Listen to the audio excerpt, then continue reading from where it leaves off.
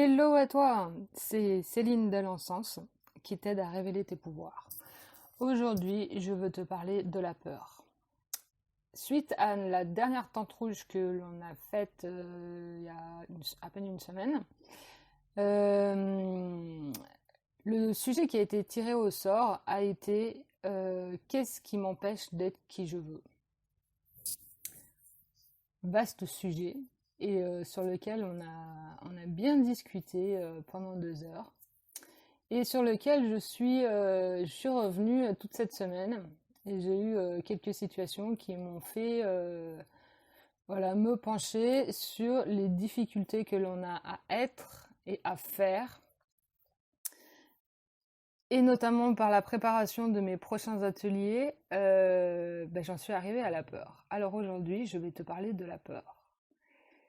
Qu'est-ce qui fait que tu n'oses pas être ou faire ce que tu veux, ce que tu souhaites au plus profond de toi, ce qui te fait triper vraiment, c'est la peur. La peur de quoi, en fait? Alors, il y a des peurs qui sont facilement identifiables, que l'on sait, et ça qui sont, on va dire, assez relativement faciles de s'en débarrasser. Alors qu'il y en a d'autres qui sont beaucoup plus profondes, dont on n'a pas conscience, parce que justement, elles sont tellement terrifiantes, entre guillemets, qu'on ne veut pas les voir. Alors, quelles sont-elles? Ça va être la peur du manque, que ce soit en amour, en argent, dans plein de domaines. Il y a la peur de l'abandon, de se retrouver seul.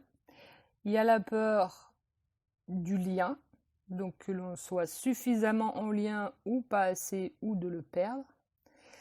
La peur du vide, quand on a besoin d'amasser, de posséder beaucoup de choses pour se rassurer, parce qu'on a peur du rien, du vide. Et la peur de la mort, qui se réfère à l'inconnu, tout ce que l'on ne connaît pas.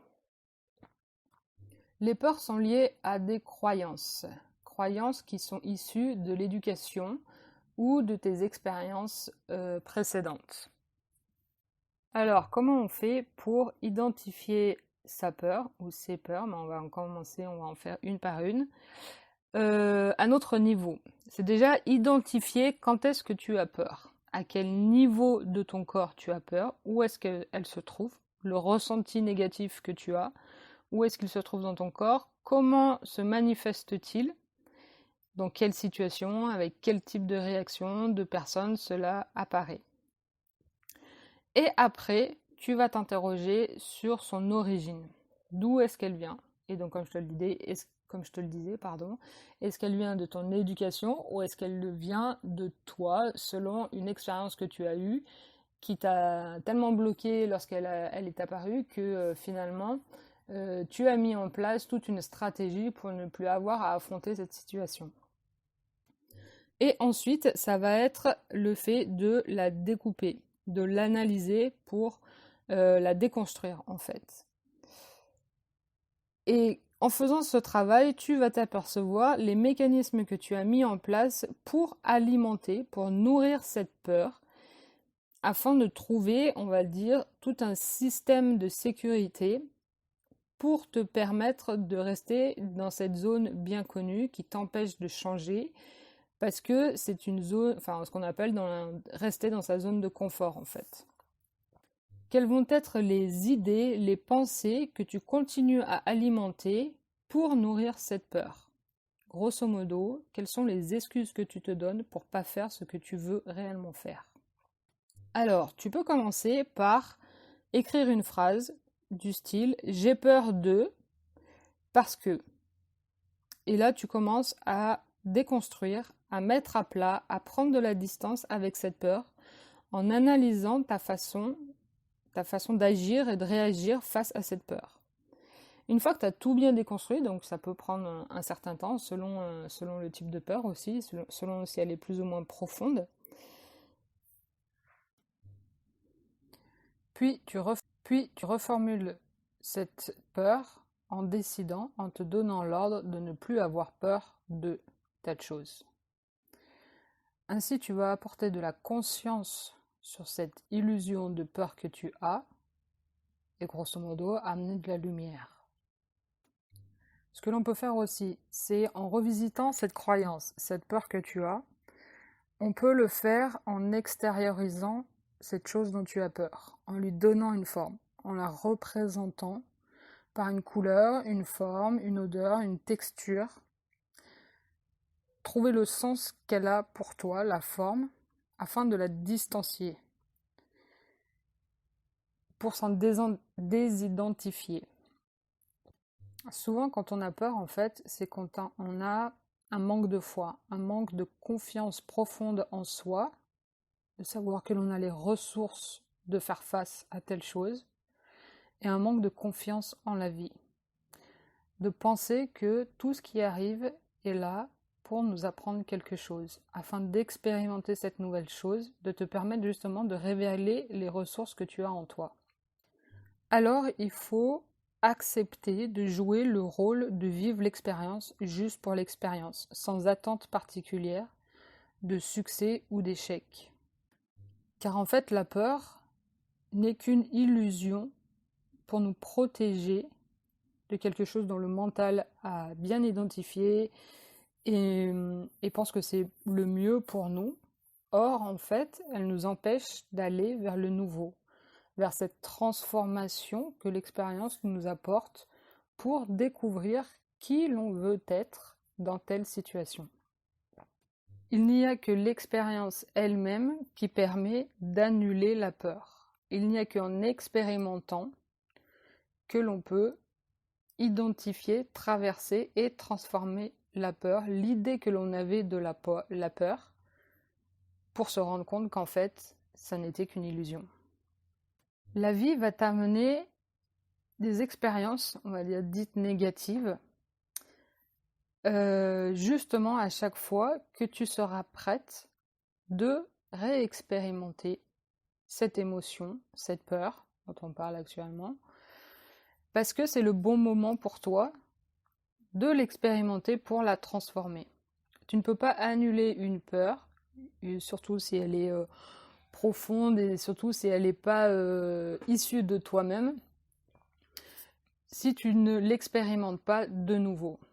Car en fait, la peur est une énergie bloquée. Si c'est bloqué dans ta vie, c'est que c'est bloqué à l'intérieur de toi.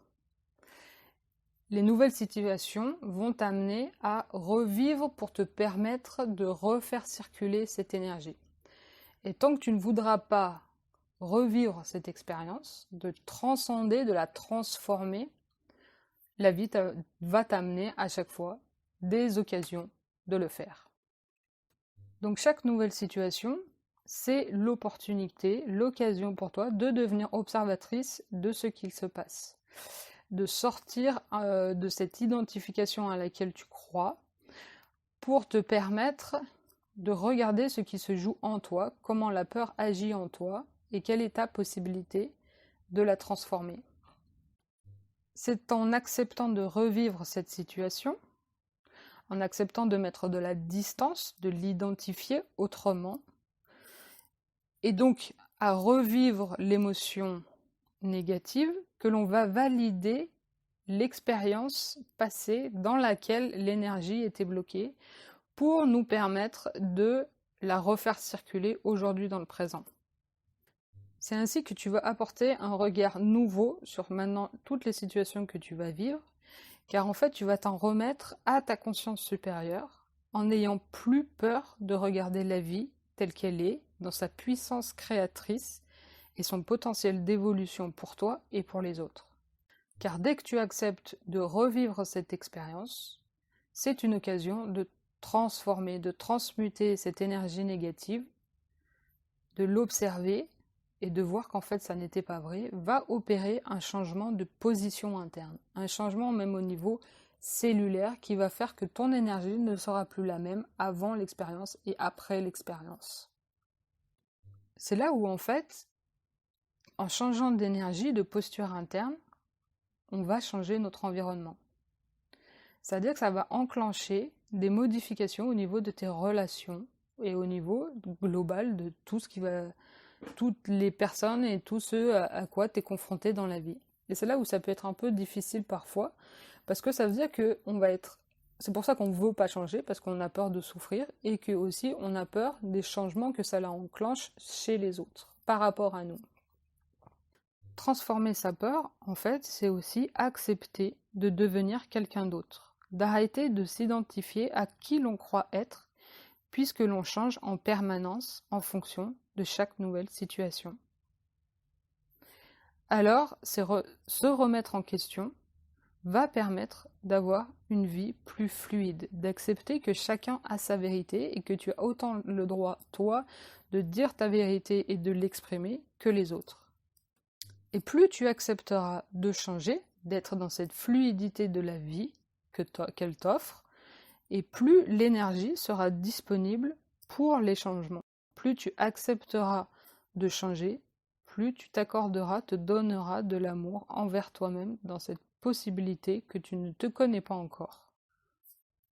Ta vision de toi-même et la vision des autres va alors changer.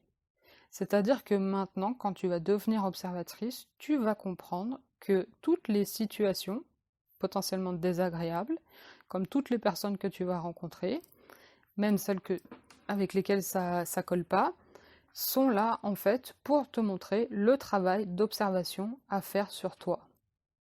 Pour remettre de l'amour dans la situation, te permettre d'observer que tu as encore de l'amour à t'apporter dans les parties de toi-même que tu n'as pas encore acceptées, que tu les vois encore comme des défauts. Et donc en fait, c'est l'occasion de transformer le mal-être en bien-être. C'est là aussi que tu comprends que les autres, toutes les personnes que tu es amené à rencontrer sont là pour t'aider à avancer, à évoluer dans la compréhension de toi-même et dans l'apport de l'amour que tu peux faire envers toi-même. Bon, bah écoute, j'espère que cette petit podcast t'aura plu. Dis-moi ce que tu en as pensé par mail. J'aimerais bien avoir ton retour et si ça t'intéresse ou s'il y a des sujets qui t'intéressent et que tu aimerais bien que j'aborde. À très bientôt, belle journée.